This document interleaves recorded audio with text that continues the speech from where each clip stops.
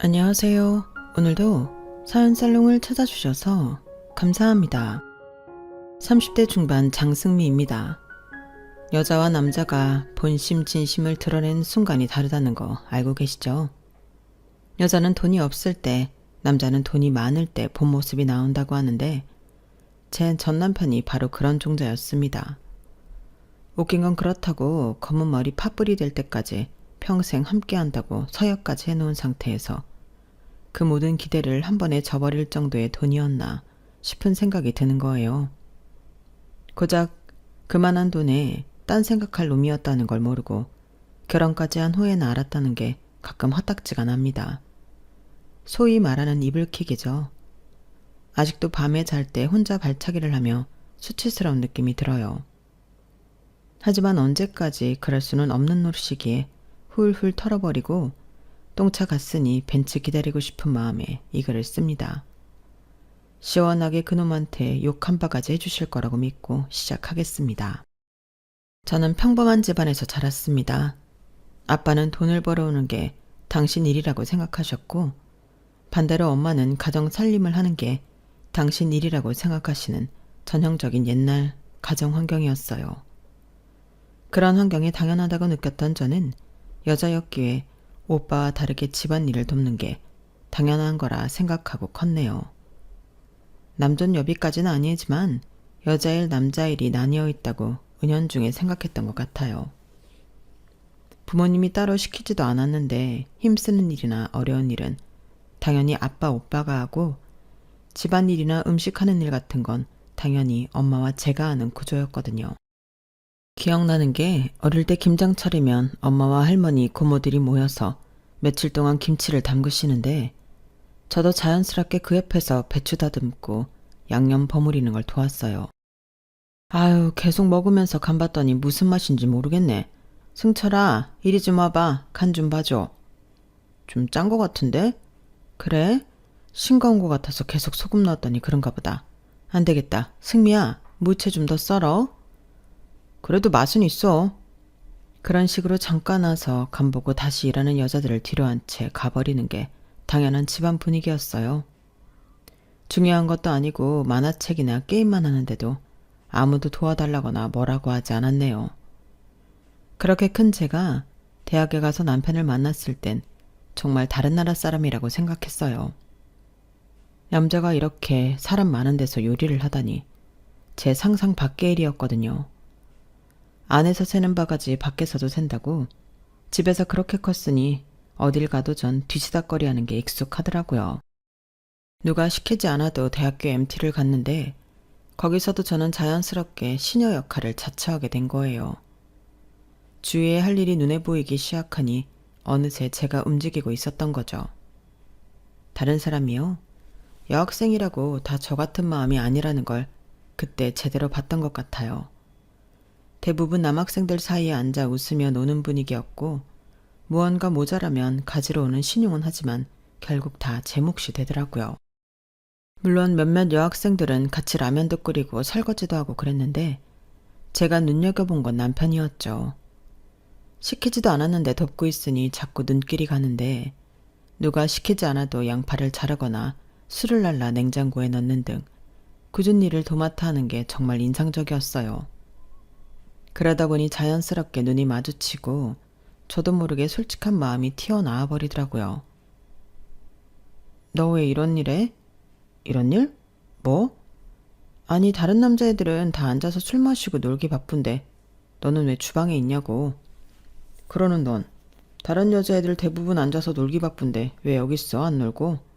어? 나? 처음이었어요. 그런 질문 받은 게.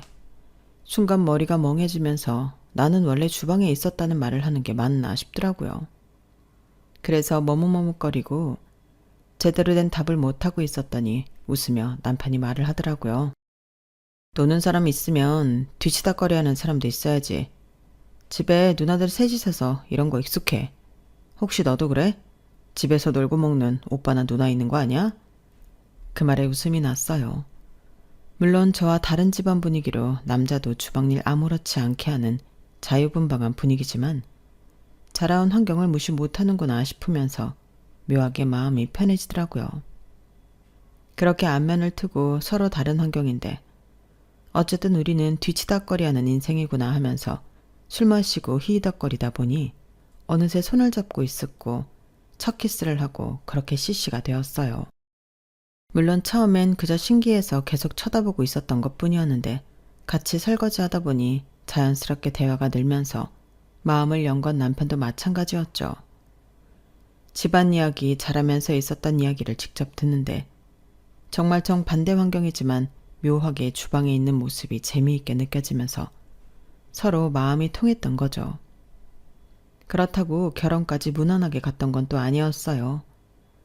철모를 CC로 1년 반 정도 만나다가 동갑내기 남편이 군대에 간다고 하면서 헤어지자고 말을 꺼냈는데 그때 충격은 지금도 잊혀지지가 않으니까요. 승미야, 우리 헤어지자. 갑자기? 다른 여자 생겼어? 그런 게 아니라 나 군대 가잖아. 너 군대 가는 거랑 우리가 헤어지는 거랑 무슨 상관인데? 2년 넘게 못 만나는데 왜 상관이 없어? 기다린다는 건 너무 이기적이고 너 바람필까 내가 마음 졸이는 거. 너는 남자친구 있어도 제대로 된 데이트 못 해보는 거. 젊은 우리가 하기에 너무 쓸데없잖아. 그게 왜 쓸데없어? 사랑하는 사이니까 충분히 감당하는 거지. 아니야, 진짜 사랑이라면 이렇게 헤어져도 언젠간 다시 만나겠지. 그러면 그때 결혼하자. 정말 무슨 논리인지 모르겠다며 울며 반대했어요. 하지만 남편은 어디서 들은 건지 20대 초반 한창 겉멋들 시기라 마치 자기가 드라마 주인공이라도 된 것처럼 이게 모두 저를 위한 거라며 연락하지 말라는 말을 남기곤 결국 군대로 가버렸네요. 그럴 수 없다고 정말 비련의 여주인공이 된 것처럼 눈물의 편지를 몇 번 보내기도 했지만 뜯겨지지 않은 채 다시 반송되었어요. 동기들이 면회 간다고 했을 때 모르는 척 따라갈까도 생각했지만 헤어질 때 냉정했던 남편 모습이 떠오르면서 동기들 앞에서 저에게 그렇게 한다면 그땐 정말 못 볼 꼴 보일 거라는 생각에 참고 또 참았어요. 사랑했지만 그땐 그대로 제 자존심이 조금 더 강했던 것 같아요. 어쩌면 가부장적 분위기에서 하고 싶은 것만 하는 오빠, 아빠를 보고 제가 어떻게 하지 못할 거라는 체념이 있었는지도 모르지만요. 진짜 총 맞은 것처럼 그렇게 울며 지내고 절대 못 잊을 거라고 생각했는데 신기한 건 또 눈에 안 보이니 학교 생활하며 자연스럽게 잊혀졌단 점이에요. 물론 처음 몇 달은 혹시 마음이 변했다고 연락이 올까봐 핸드폰도 붙들고 길 가다 비슷한 뒷모습만 봐도 휴가 나온 건 아닌지 심장이 뛰고 그랬는데 결국 무뎌지더라고요. 중간에 다른 사람도 몇 번 만나봤어요. 친구 소개로도 만나고 미팅도 나가고 그런데 이상하게 다 어딘가 아쉬웠어요. 뭔가 부족하다는 느낌? 그때는 몰랐는데 지금 생각해보니 무의식 중에 그 사람과 비교하고 있었던 것 같아요. 그러다 다시 만난 건 30대 초반에 대학 동문회였어요. 동문회 소식은 졸업 이후에 계속 들었지만 다들 나가보셔서 아시겠지만 꾸준히 나가는 사람들은 좋은 직장을 다니는 사람들이거든요. 아니면 인맥 관리가 필요한 사람. 저는 둘 중 어디에도 속하지 않았기에 동문회 나가는 게 늦었던 거죠. 주위에서 요즘 뭐 하냐는 말을 들었을 때 뭐라고 대답해야 할지 모를 정도로 제대로 된 직장도 아니었고 내세우기 민망했으니까요. 승미 맞지? 정말 오랜만이다. 못 본 새 더 예뻐졌다? 진짜 오랜만이다. 계속 동문회 나오고 있었어? 나는 군대 제대하고 졸업도 취업도 자꾸 늦어지는 바람에 이제서야 나왔네.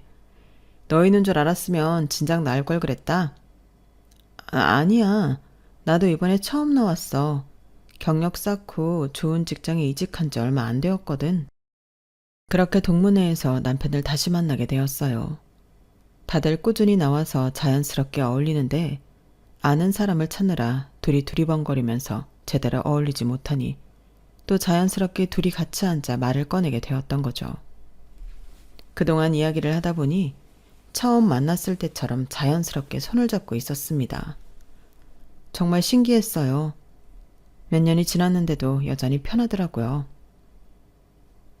그동안 어떻게 지냈어? 그냥저냥 회사 다니면서 평범하게.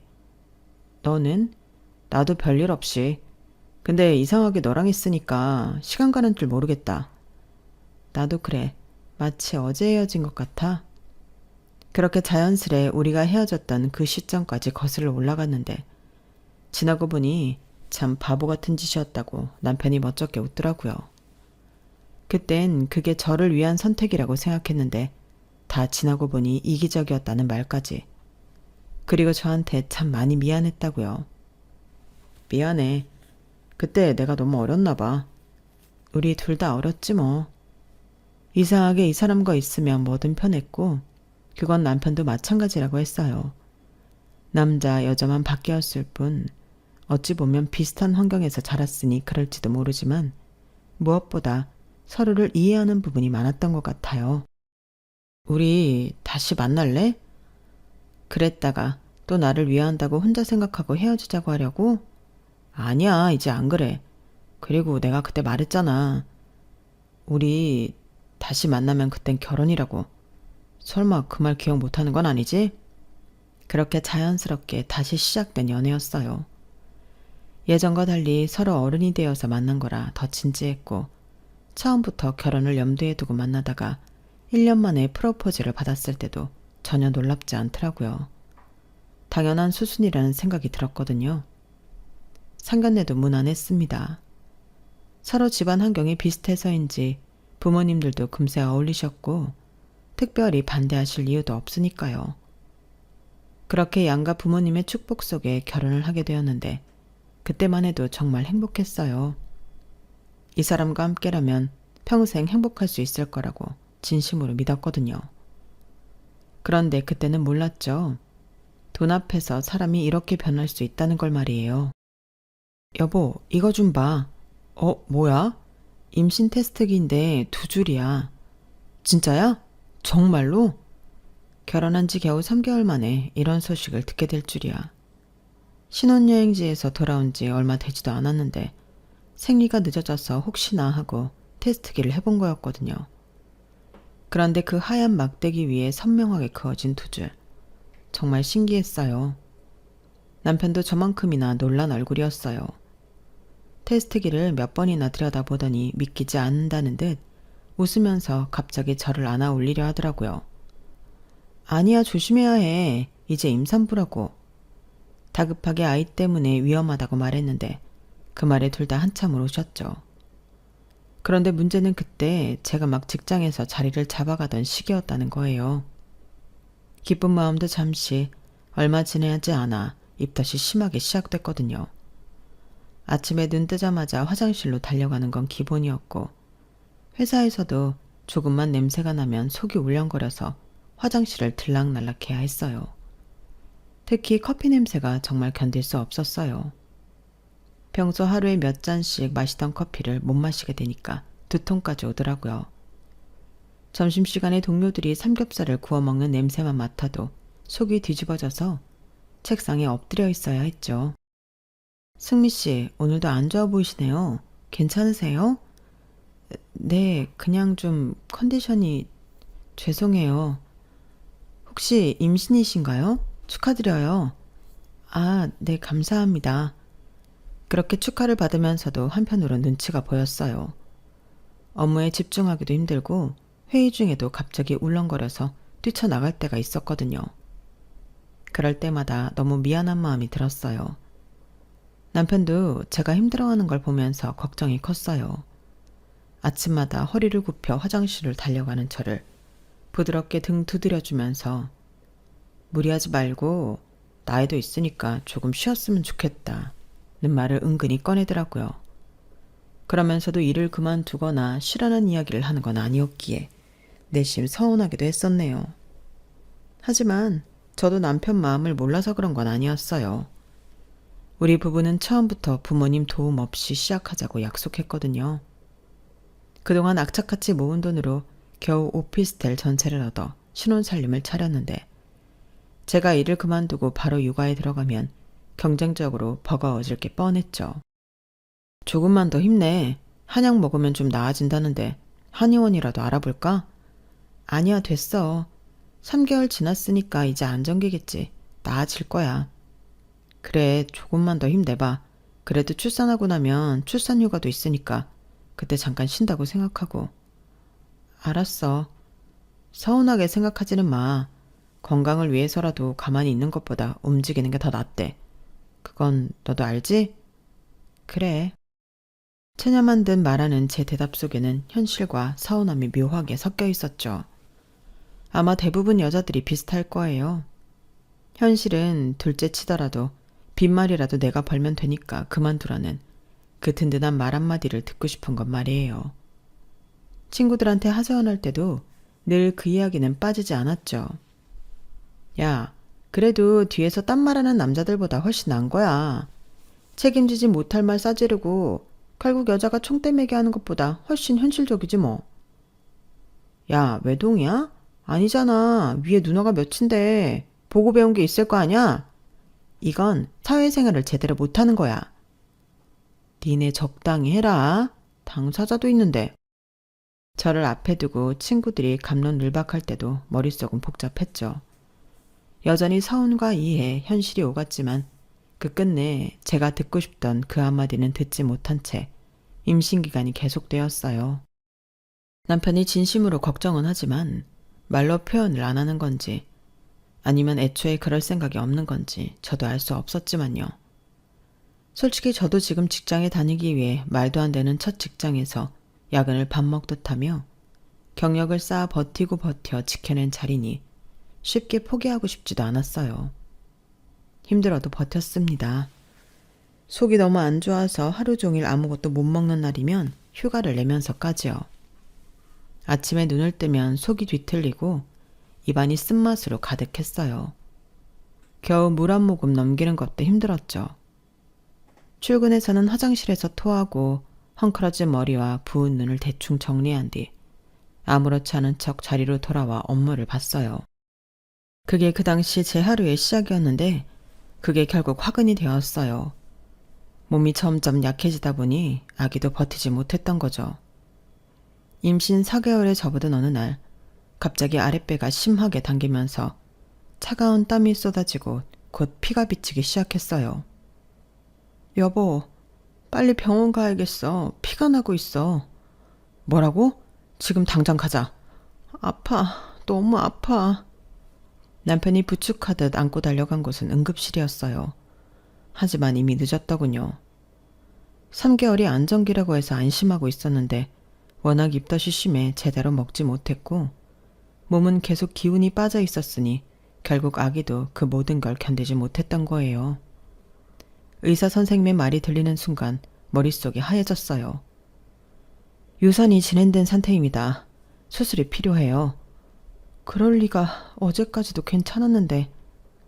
임신 초기에 무리하시거나 스트레스가 심했을 가능성이 있습니다. 아마 쉬지 못한 몸, 서운한 마음, 그리고 입덧과 스트레스, 모든 게 한꺼번에 몰려온 탓이었겠죠. 어쩌면 아이도 알았을 거예요. 태어나도 환영받지 못할 거라는 걸. 수술대 위에 누웠을 때 눈물이 저절로 흘러내렸습니다. 며칠 전까지만 해도 뱃속에서 작은 게 꿈틀거리는 게 느껴졌는데 이제는 아무것도 없었어요. 남편도 충격을 받은 눈치였어요. 병실에서 제 손을 꼭 잡은 채 말없이 앉아있더군요. 미안해. 내가 아이를 지켜주지 못했어. 무슨 소리야. 네 잘못이 아니야. 그래도 다시 생기면 되지. 자책하지 마. 그렇게 병원 침대에 누워 있었는데 소식을 들은 친정 부모님이 급히 달려오셨어요. 친정 엄마는 문을 열고 들어오자마자 눈물부터 흘리셨죠. 우리 딸 많이 아팠지? 괜찮아? 엄마. 저는 슬픔에 고개를 들지 못했어요. 그런데 그 순간 친정아버지가 심각한 표정으로 제게 말을 꺼내셨죠. 이번 일로 마음고생이 심했을 텐데 이제는 좀 편하게 지내야 하는 거 아니냐? 아빠, 괜찮아요. 이런 일도 있는 거죠. 괜찮긴 뭐가 괜찮아. 네가 너무 무리했으니까 이런 일이 생긴 거야. 아빠는 유산이 제 탓이라고 말씀하셨는데 그 말을 들으니 서운함이 밀려왔어요. 아무리 옛날 분이라 여자 도리 남자 도리가 있다지만 양가 부모님 도움 안 받고 살려다가 생긴 일인데 핀잔보단 위로가 필요했던 상황이었으니까요. 아빠, 5억 줄게. 오피스텔 말고 서울 외곽이라도 아파트 하나 사서 안정적으로 살아. 마음이 편해야 애도 엄마 뱃속에서 잘 크는 거야. 아둥바둥 돈 벌려고 직장 그만 못 두니까 네가 할 도리를 못하는 거잖아. 잘만 말고 아빠 말 들어. 김서방, 미안하네. 진작 줬으면 이런 일 없는 건데. 서운함의 말을 꺼내려는 찰나 아빠가 꺼내신 말은 충격이었어요. 여식이 임신해서 대를 이어야 하는데 그러지 못한 건 당신 탓이라 유산을 미리 준다는 거였죠. 그 유산으로 안정적인 환경에서 직장 그만두고 내조에 충실하라는 말. 고맙게도 했지만 한편으론 솔직히 부모님이 남편에게 미안해할 일은 아니라고 생각했기에 마음만 감사히 받겠다고 말하려는 순간 남편이 먼저 대답하더라고요. 아버님, 정말 감사합니다. 반반 결혼으로 양가 부모님에게 부담을 주지 말자고 했던 사람 맞나 싶을 정도로 대뜸 감사하다고 말에 놀랐는데 그 뒤에 한 말이 더 가관이었어요. 솔직히 집값에 대한 부담이 없으면 승미가 쉬어도 괜찮죠. 맞벌이하는 이유 대부분이 집값 때문인데 그게 해결되면 제가 혼자 힘으로 처자식 못 먹여 살리겠어요? 그래, 그렇지. 역시 우리 사이가 남자답네. 걱정 마세요, 아버님. 솔직히 마음은 당장 그만두라고 하고 싶었는데 제 능력에 한계가 있고 아이 태어나면 여러 이유로 그만두는 일들이 많다는데 한 푼이라도 더 벌려고 했다가 이 사태가 난 거니 제 책임도 있습니다. 이젠 승미가 편히 쉬고 내조에 집중할 수 있도록 제가 바깥일은 책임지겠습니다. 넉살 좋게 웃으며 당차게 말하는 남편 모습을 아빠는 정말 흡족하게 쳐다보시더라고요. 그 장면을 보는데 마음 한구석이 묘하게 쓰려오더라고요. 그래서였나? 현실적인 부담 때문에 제가 임신했을 때 쉬라는 말을 못했던 걸까? 속으로는 분명 제가 쉬길 바랐는데 돈 걱정이 발목을 잡았던 걸까 싶으면서 돈 없는 현실이 뭐랄까 참 씁쓸했어요. 정말 고맙습니다, 아버님. 그동안 승미가 너무 힘들었거든요. 아버지가 집값을 해결해 주신다고 하니 남편의 표정이 달라지면서 제 걱정도 하고 저에게 선뜻 일을 그만두라고 하면서 몸조리 잘하고 다시 아이를 갖자고 하는데 이 모든 상황이 좀 당황스럽게 느껴졌어요. 하지만 상황이 저에게 유리하게 돌아가니 이젠 내 건강과 아이만 생각하기로 했어요. 역시 아파트가 좋긴 좋다. 단지 내 초등학교도 있고 유해시설도 없고. 그래, 내 말이 그 말이야. 방이 2개니 애 방도 만들어줄 수 있고 여기서 우리 새 출발하자. 이번엔 건강한 아이 낳고 시끌벅적하게 살아보자고. 남편이 부동산을 열심히 돌아다니는 모습이 새삼 성실해 보였어요. 퇴근할 때마다 오늘 본 집 이야기를 해주면서 둘이서 어떤 집이 좋을지 진지하게 고민도 했죠. 명의는 김서방 명의로 해. 아닙니다, 아버님. 요즘엔 공동명의 많이 합니다. 제가 번 돈도 아닌데. 아닐세. 남자가 내 명의로 된 집이 있어야 든든하지. 여자는 남자 팔자 따라간다고 집안의 기둥이 바로 서면 내 자식도 행복한 거니까. 지난번 문제도 있고 내 마음이 편치 못해서 그러네. 그리고 마음에 드는 집을 계약하러 아빠와 함께 부동산에 갔을 때 명의를 남편으로 하라는 말에 깜짝 놀랐어요. 하지만 이미 그러실 생각으로 처음부터 5억 이야기를 하신 듯 뜻을 굽히지 않으셨고 사실 그땐 저도 별 생각이 없었어요. 어차피 부부니까 누구 명의든 다 우리 집이라고 믿었으니까요. 그렇게 남편 명의로 계약을 마쳤고 저는 정말 마음 편하게 새 출발을 할 수 있다고 생각했습니다. 그때만 해도 말이죠. 그런데 일을 그만두고 아이를 낳으려고 여러 번 시도했지만 한 번 유산이 된 후로는 습관성 유산이 돼버린 거예요. 3, 4개월만 되면 아이를 잃게 되는 일이 반복됐죠. 그렇게 어느덧 3년이 흘렀습니다. 처음에는 희망을 품고 다시 임신을 시도했어요. 몸조리도 철저히 하고 스트레스도 받지 않으려 애썼죠.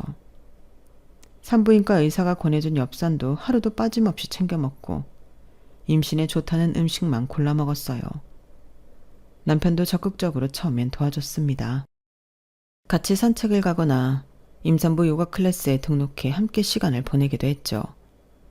그런데 임신 3개월째 되는 날 또 같은 악몽이 시작되었어요. 새벽에 갑자기 아랫배가 쿡쿡 당기며 차가운 땀이 흐르고 곧 익숙한 출혈이 시작된 거예요. 또야. 또 이런 일이. 괜찮아, 승미야. 의사 선생님이 뭐라고 하셨어? 습관성 유산일 가능성이 높대. 정밀검사를 받아보래. 그럼 검사 받아보자. 원인을 찾아야지. 두 번째 유산 후에는 정말 절망스러웠어요. 왜 나만 이런 일을 겪는 걸까? 밤마다 혼자 울었죠. 인터넷에서 습관성 유산 정보를 찾아보고 한의원에도 다녀보고 할 수 있는 건 다 시도했어요. 남편도 처음엔 손을 잡고 괜찮다고 했지만 시간이 지날수록 지친 기색이 역력했죠.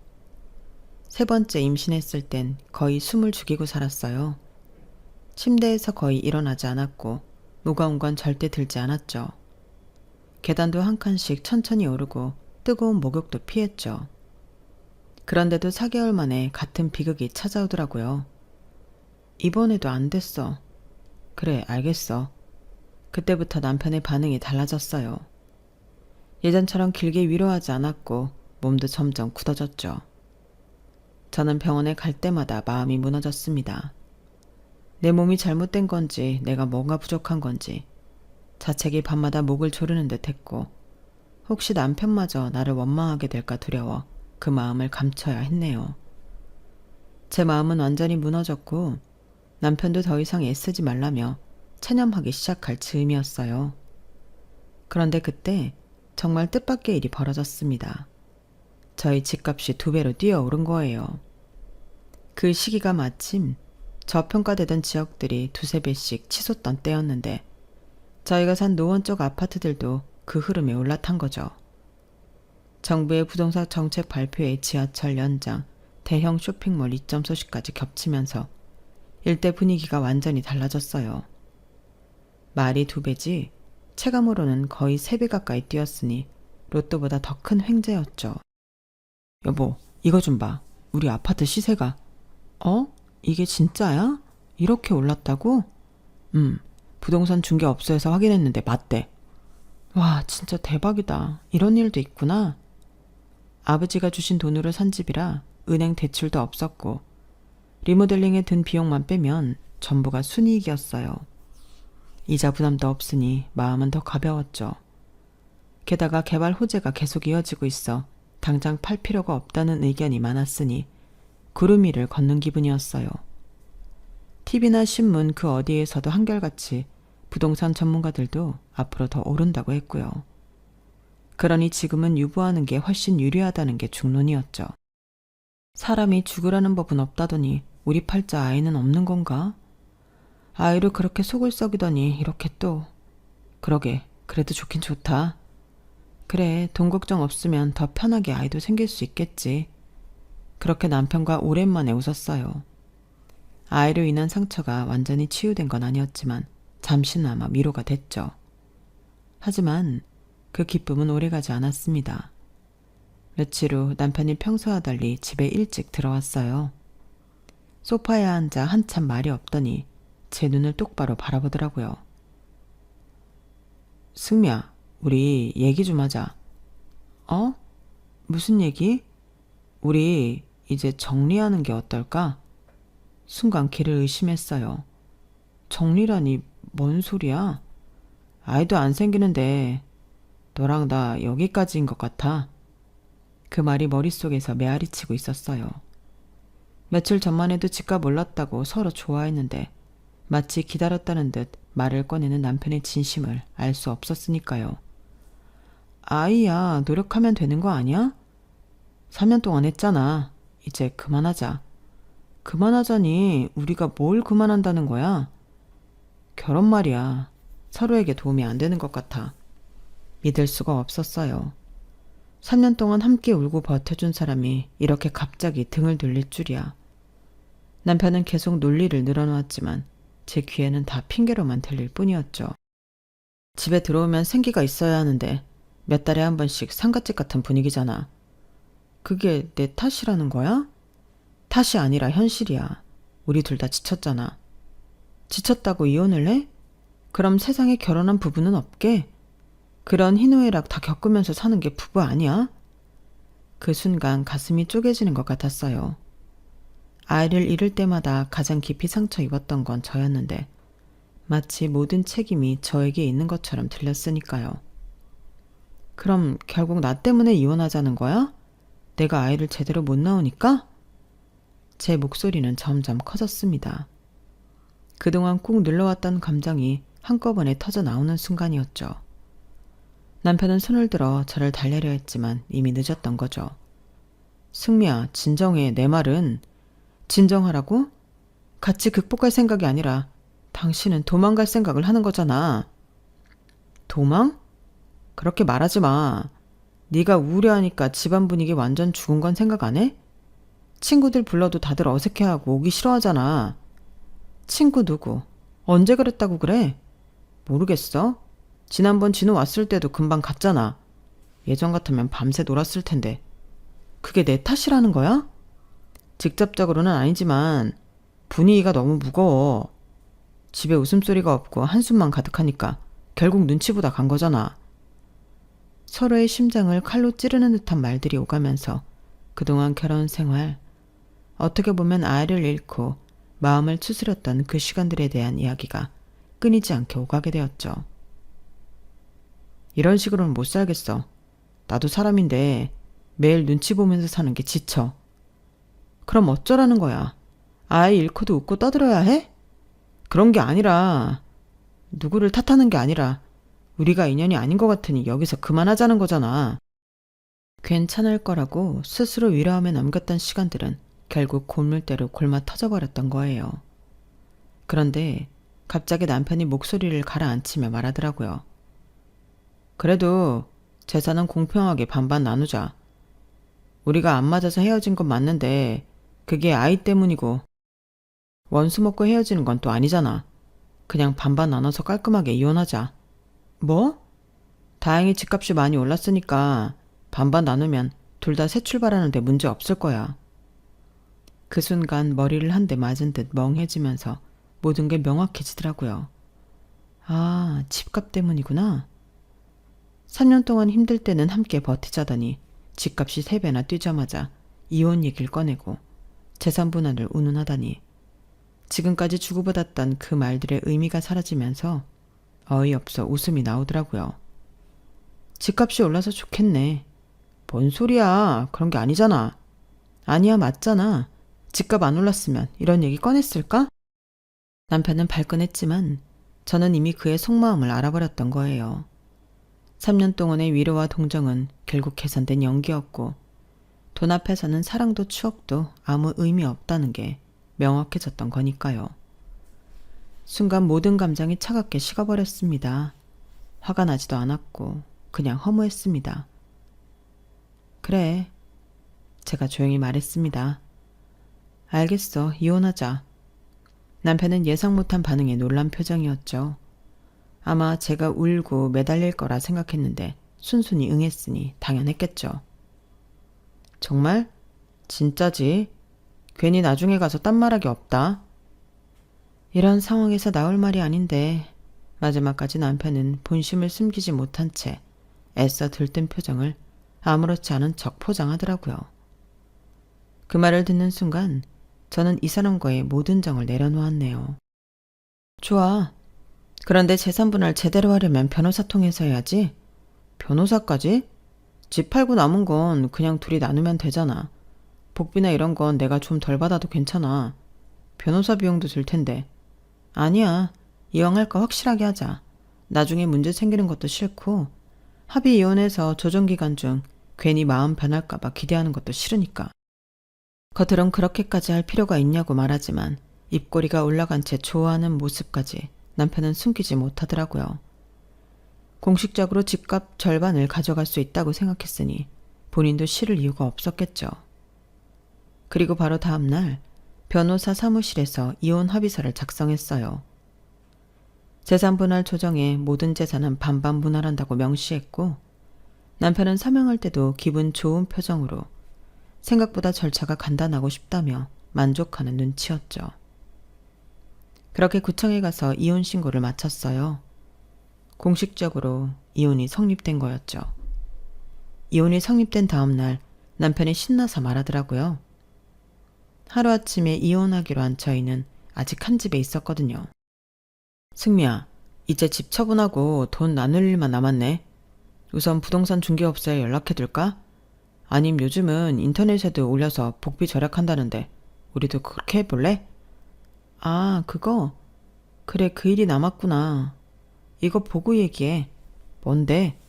보면 알아. 들뜬 남편에게 서류 한 장을 보여줬는데 확인하는 두 손이 벌벌 떠는 게 보이더라고요. 부동산 등기에 왜 네 이름이? 그러더니 현실을 믿기 어려운 듯 몇 번이고 같은 말을 반복하다 결국 뒷목을 잡고 쓰러졌죠. 고혈압 전 단계라 약이 아닌 식단으로 조절하고 운동했었는데 갑자기 심장이 두근거리면서 혈압이 상승한 것 같았어요. 이게 무슨, 왜 내 이름이 아니라 당신 이름인데? 설마 나 모르게 무슨 짓이라도 벌인 거야? 그래서 그렇게 쉽게 이혼해줬어? 이거 사기야. 사기라고. 사기? 사기는 네가 하는 게 사기지. 집 사는데 한 푼도 기여 안 한 놈이 집값 오르니까 맘바뀌어서 반반하자는 소리나 한 네 행동이 사기인 거라고. 알아? 적반하장도 유분수지. 이런 등신 같은 놈을 뭐 좋다고 살맛대고 살았는지. 아빠는 이런 놈 뭘 믿고 명의를 해주자고 했는지. 그동안 일들이 하나둘 머릿속을 스치더라고요. 당연히 이런 말 들리지 않고 자신이 무슨 잘못을 했는지 생각조차 할 마음이 없었던 남편놈은 그저 사기다. 대체 언제부터 이런 거라며 믿어지지 않는 듯 저에게 따지듯 물었죠. 언제부터? 네가 땀만 품은 걸 숨기지 못하고 슬슬 본색을 드러냈을 때부터지. 뭐? 내가 언제? 사람은 생각하는 대로 행동한다더니 남편놈이 딱 그런 놈이었죠. 거짓말을 못하고 연기 못하는 걸 다행으로 알아야 하는지 모르겠지만 어느 순간부터 이상한 소리를 자꾸 하더라고요. 물론 처음엔 자연스러워 저도 그럴 수 있다고 생각했죠. 맨 처음 이상한 소리를 했던 건 대학 선배 중 한 명을 이야기하면서였어요. 박정식 선배 너도 알지? 그 선배 이혼했대. 진짜? 왜? 세상 둘도 없는 인꼬부부처럼 살지 않았어? 딩크한다고 했고. 그래 그랬는데 결국 그 딩크가 화근이었던 거야. 정식 선배는 애 낳고 싶었고 결혼하면 와이프 마음 변할 줄 알았는데 그대로니까. 겉만 번지르르 했지. 결국 아슬아슬한 외줄타기였지 뭐. 그래도 다행인 게 애가 없으니 재산도 반반 깔끔하게 정리하고 갈라선 것 같더라고. 아, 그래. 그 말을 들었을 때 기분이 참 묘했어요. 상황이 저희 상황과 딱 맞아떨어진 건 아닌데 아이가 생기길 바란 남편, 그러지 못하는 상황, 아슬아슬한 뇌줄타기라는 단어들이 머릿속을 어지럽혔거든요. 거기에 마지막 말까지 아이가 없는 게 다행인 건가 싶은 거 있잖아요. 그래도 그건 사실이었고 사실을 놓고 갑론을박하는 건 제 3자 입장에서 누구나 할 수 있는 일이기에 그럴 수 있다고 넘겼어요. 그런데 그게 끝이 아니었죠. 집값이 오른다는 게 보도되면서 정점을 찍었다는 말들과 더 오를 거라는 말들이 오갈 때 남편이 자꾸 가게 열 생각을 하더라고요. 평소 혼술집을 운영하고 싶다고 말했었는데 사실 결혼했으니 안정적인 직장을 다니는 게 우선이잖아요. 그래서 그냥 흘렸는데 어느 순간부터 가게자리를 알아보거나 혼잣말로 7억이면 충분하니까 같은 이상한 말들을 하는 거예요. 방금 뭘 했어? 내가 뭘 했는데? 그래서 되물으면 마치 자신의 의도해서 한 말이 아니라 인지하지 못하는지 모르겠다는 뉘앙스로 넘어가는 게 몇 번이었고요. 그러다 보니 기분이 참 묘해졌어요. 7억? 갑자기 로또 맞았나 싶다가 문득 생각해보면 집값을 반으로 나누면 딱 그 금액이라는 게 떠오른 거예요. 그래서 제가 예민한 건가? 아니면 정말 또 다른 꿍꿍이가 있는지 갈팡질팡할 때 제가 잠든 줄 알고 베란다에서 전화하는 소리를 듣고 말았던 거죠. 야, 걱정 마. 이 형님만 믿으라니까. 물론 쉽지 않을 수 있는데 그래도 승미가 뒤끝없는 애라 길게 갈 것 같지도 않거든. 7억만 생기면 네 가게 평수 넓혀서 나랑 같이 제대로 한번 해보자. 정확한 의미를 알 수 없었지만 중요한 건 또 7억이라는 액수가 나왔다는 점, 그리고 제 이름이 거론되었다는 점에서 전 집값이라고 확신했어요.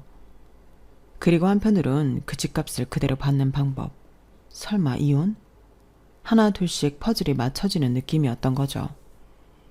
그 후 눈치 빠르신 분들은 예상하셨을지 모르지만 친구들이 와서 집안 분위기가 안 좋다는 등 그런 식으로 몰아가더라고요. 저 역시 모른 척 지나칠 수밖에 없었던 건 변호사를 통해 명의를 제 앞으로 돌리는 작업을 진행해야 했기 때문이에요. 남편의 전화를 엿들은 다음 날 바로 변호사를 찾아갔는데 처음엔 불가능할 줄 알았던 일이 생각보다 간단하게 해결됐어요. 변호사 사무실에 가져간 서류들을 쭉 훑어보던 변호사가 고개를 끄덕이며 말하더라고요. 이건 전형적인 명의신탁 케이스네요. 실제 자금을 출연하신 분이 아버님이시고 증여세 신고도 제대로 되어 있으니까 원 소유자이신 부인께 소유권을 회복시키는 건 당연한 법적 권리입니다. 남편분이 나중에 이의제기를 하셔도 승산이 전혀 없어요. 아버지 계좌에서 나간 5억 원의 거래 내역, 부동산 취득 당시 증여세 신고 기록, 심지어 당시 아버지가 편의상 사회 명의로 해달라고 했던 부동산 중개사의 증언까지 모든 게 완벽했거든요. 법적으로는 처음부터 제 소유였던 걸 단순히 남편 명의로 등기해둔 것에 불과했던 거죠. 2주 만에 모든 절차가 마무리됐는데 남편은 여전히 친구와 가게 사업 계획을 세우느라 바빠서 전혀 눈치채지 못했어요. 오히려 저에게 더 노골적으로 이혼을 종용하기 시작했죠. 승미야, 우리 정말 언제까지 이렇게 살 거야? 서로 지쳤잖아. 아이도 생기지 않는데 굳이 버틸 필요가 있을까? 집값도 많이 올랐으니까 반반 나누면 둘 다 새 출발할 수 있을 거야. 그때 제가 너무 쉽게 동의했을 때 남편의 표정은 정말 볼만했어요. 7억이라는 거금을 손에 넣게 됐다고 생각하니까 감추려고 해도 입꼬리가 올라가는 게 역력했거든요. 이혼 절차도 발벗고 나서더라고요. 그리고 드디어 그 순간이 왔어요. 이혼 신고를 마친 다음 날 집 처분 이야기를 하던 남편에게 부동산 등기부등본을 내밀었을 때의 상황은 지금 생각해도 통쾌해요. 등기부를 확인하던 남편의 얼굴에서 모든 혈색이 빠지면서 손이 덜덜 떨리기 시작했거든요. 이게 뭐야? 왜 네 이름으로 되어 있어? 언제 바뀐 거야? 바뀐 게 아니라 원래 내 명이었어야 했어. 우리 아빠가 사준 내 집이잖아. 말도 안 돼. 내가 가만히 당할 것 같아? 두고 봐. 법이 그렇게 만만한 게 아니라고. 남편이 법무법인까지 찾아가서 소송을 걸어보려 했지만 만나는 변호사마다 똑같은 말만 한 듯 했어요. 명의신탁 회복은 정당한 권리이고 남편이 이의제기할 법적 근거가 전혀 없다는 거였겠죠. 법이 그렇게 만만하냐고 생각했던 남편이야말로 쥐뿔 가진 것도 없으면서 꽁으로 그게 자기 돈이 될 거라고 생각한 게 웃기더라고요. 그제야 남편이 자신의 처지를 완전히 깨달으면서 절망에 빠졌죠. 더 가관인 건 그동안 술 친구라던 사람들의 태도 변화였어요. 7억으로 가게 확장한다고 큰소리치던 그 친구부터 시작해서 하나 둘 연락이 뜸해지더니 아예 연락을 끊어버리더라고요. 결국 돈이 없어지니까 아무도 상대해주지 않는 거였죠. 회사에서도 마찬가지였어요. 이혼 소식과 함께 빈손으로 쫓겨났다는 이야기까지 퍼지면서 동료들 사이에서도 완전히 왕따가 됐더라고요. 결국 남편은 원룸으로 이사를 갈 수밖에 없었고 생활비 때문에 편의점 아르바이트까지 시작해야 했어요. 반면 친정 부모님들의 반응은 정말 시원했어요. 특히 아빠의 반응이 압권이었죠. 남자가 남자 구실 못하면 쪽박차도 당연하지. 뼈채 갈아 마셔도 시원찮을 놈. 남자 망치는 다 시키고 있어. 진작 알았으면 내가 직접 나서서 혼쭐을 냈을 텐데 잘했다. 엄마는 처음엔 걱정부터 하셨어요. 그래도 사람이라는 게 한때 돈에 혹할 수 있는데 너무 매정하게 대한 거 아니야? 아예 안 생겨서 속상하니까 그럴 수도 있었을 텐데. 엄마, 진짜 그렇게 생각해? 내가 그런 불합리한 대우받으면서 희생하고 떠받들면서 살길 원해? 그렇게 말하면서 자세한 경위를 말씀드리자 엄마의 표정이 완전히 달라지셨어요. 세상에, 그런 치밀한 속셈이 있었구나. 이제야 제대로 된 선택을 한 거다. 엄마가 너무 순진하게 생각했네. 그런 인간은 진작 내쫓았어야 했어. 그렇게 부모님의 전폭적인 지지를 받으며 완전히 새로운 인생을 시작했어요. 아파트의 떳떳한 주인이 된 기분은 정말 형언할 수 없을 정도로 시원하고 자유로웠거든요. 경제적 스트레스가 완전히 사라지니까 숨통이 트이는 느낌이었어요. 제일 먼저 한 건 집안을 완전히 새롭게 꾸미는 거였어요. 남편과 함께 쓰던 가구들은 전부 버리고 그동안 꿈꿔왔던 스타일로 인테리어를 바꿨죠. 그동안 돈 때문에 포기했던 요리 클래스도 등록하고 미뤄뒀던 유럽 여행 계획도 실행에 옮겼어요. 특히 좋았던 건 사람들의 시선 자체가 달라진다는 거였어요. 경제적 여유가 생기니까 자연스럽게 자신감도 생기고 그게 말투와 행동에도 묻어나더라고요. 몇 달 후 우연히 남편 근황을 들었는데 작은 원룸도 구하지 못해 고시원에서 혼자 살면서 편의점 야간 알바를 하고 있다더라고요. 그 소식을 들려준 지인이 속 시원하다는 표정으로 말하더라고요.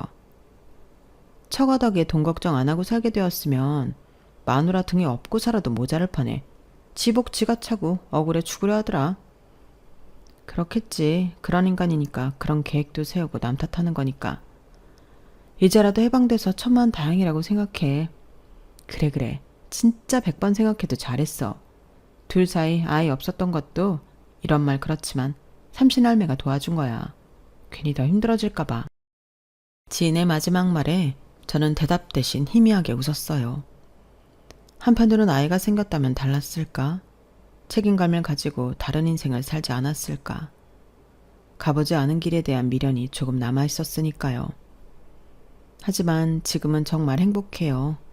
아이가 생기지 않아 가슴 졸이지 않아도 된다는 사실이 마음 편하게 다가오네요. 한편으론 처음에 말했던 그 이야기, 여자는 돈이 없을 때, 남자는 돈이 많을 때 본 모습이 나온다는 말이 정말 맞다는 인생 교훈을 톡톡히 배웠어요. 전 남편은 집값이라는 돈 앞에서 완전히 다른 사람이 됐으니까요. 하지만 저도 깨달았어요. 돈이 있을 때의 저와 없을 때의 저는 확실히 달라졌다는 걸요. 더 당당해졌고 더 현명해졌고 무엇보다 제 자신을 더 소중히 여기게 됐거든요. 똥차는 정말로 갔고 이제 진짜 벤츠가 올지 모르지만 남자가 어떻고 여자가 어떻고 말고 서로 존중하며 사는 관계, 아이가 있으면 더 행복하겠지만 아이가 없어도 저를 정말 사랑해주는 사람을 만나 행복하고 싶습니다. 제 이야기는 여기까지입니다. 여러분들도 좋은 사람들을 만나고 좋은 인연들과 항상 행복하세요. 감사합니다. 여러분, 사연 댓글에 응원과 현명한 조언 부탁드려요. 좋아요와 구독은 저에게 큰 힘이 됩니다. 오늘도 좋은 일 가득하세요.